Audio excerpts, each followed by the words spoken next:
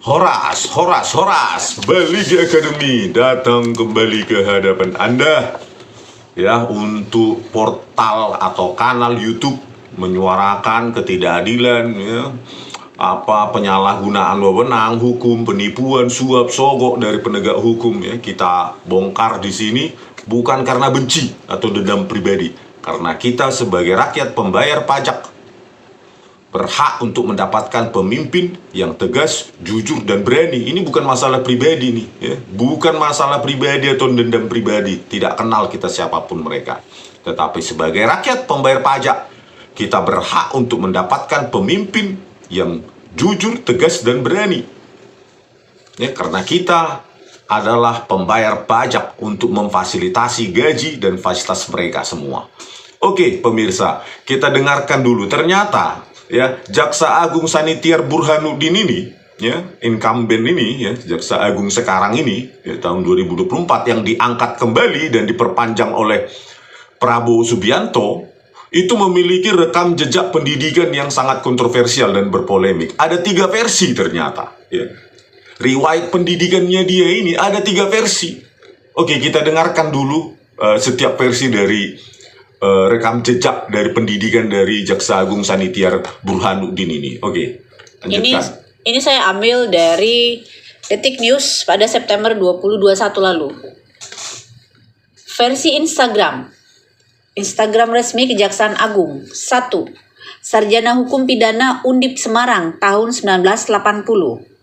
2. Magister Manajemen UI Jakarta tahun 2001.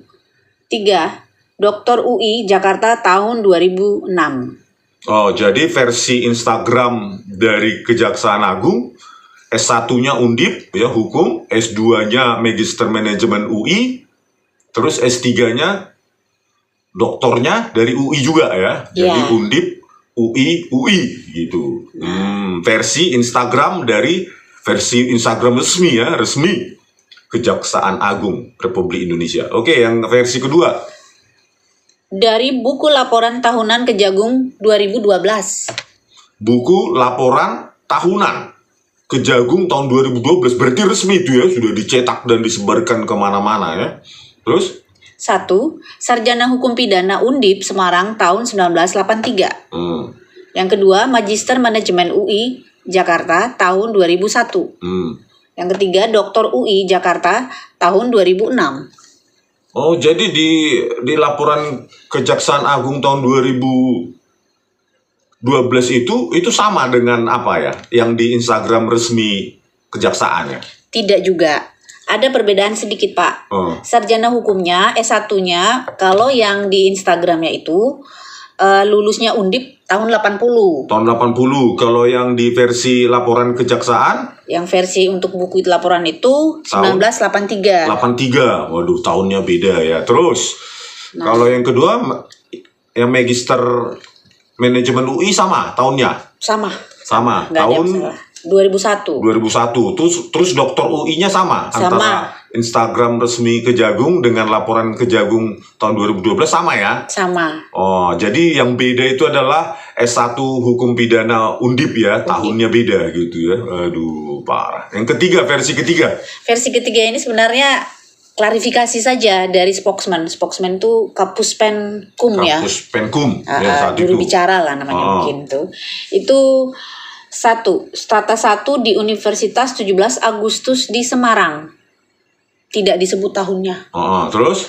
Yang kedua, strata 2 di Sekolah Tinggi Manajemen Labora di DKI Jakarta. Tanpa tahun juga. Tanpa tahun. Labora ya, S2-nya. Yang ketiga, strata 3 di Universitas Satyagama di DKI Jakarta. Tanpa tahun juga. Oh, Satyagama S3-nya. Jadi versi klarifikasi dari Kapuspenkum. Siapa namanya? Ebenezer Simanjuntak. Leonard Ebenezer Simanjuntak ya.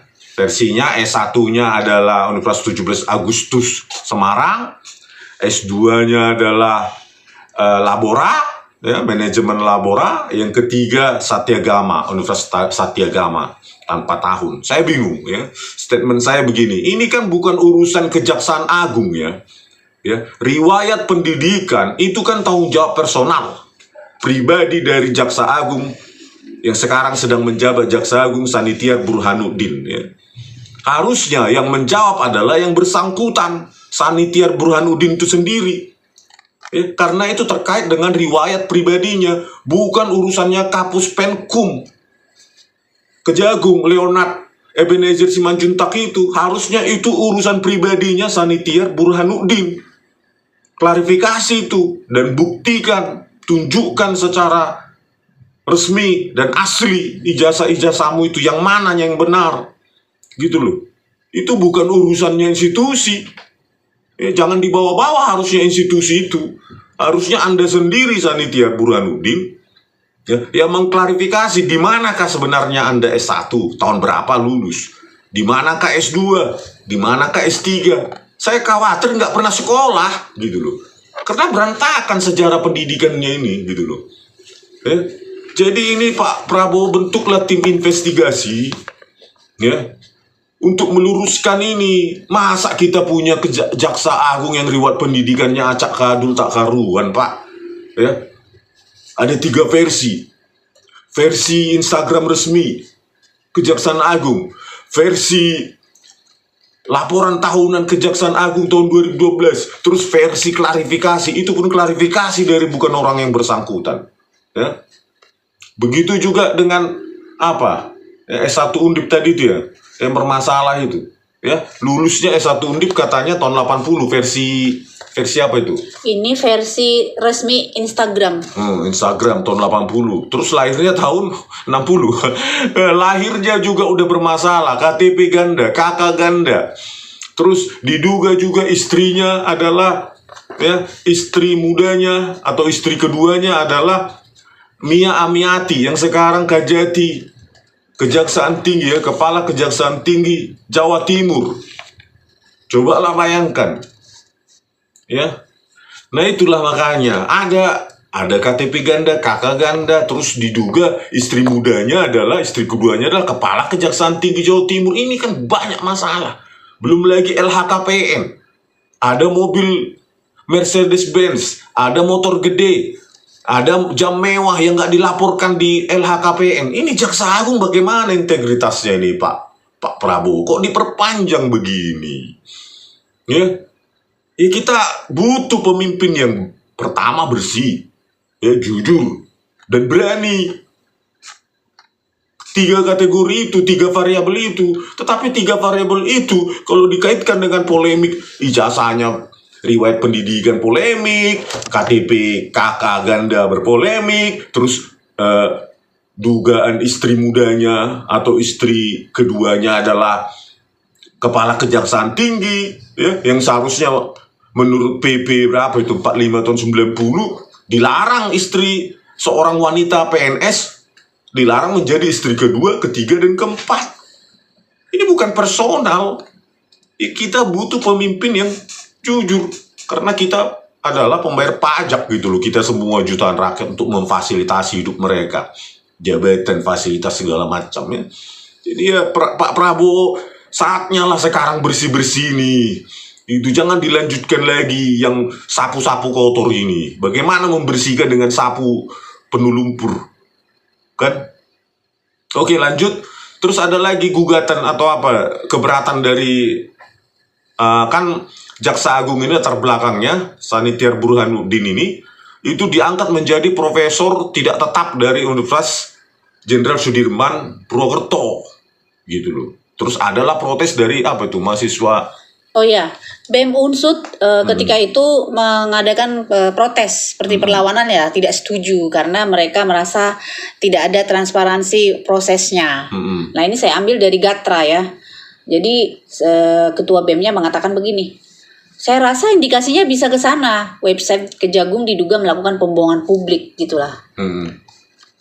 Jadi mereka tidak percaya dengan. Jadi BEM dari Universitas Jenderal Sudirman juga keberatan ya pengangkatan dari pengangkatan profesor guru besar tidak tetap Universitas Jenderal Sudirman ini atas Sanitiar Burhanuddin ini ya, karena tidak transparan, tidak terbuka gitu. Jadi jenjang dia menjadi guru besar itu politis gitu ya, mereka tangkap seperti itu. Jadi inilah Pak ya, bahwa BEM dari universitas yang terkait ya, itu juga keberatan.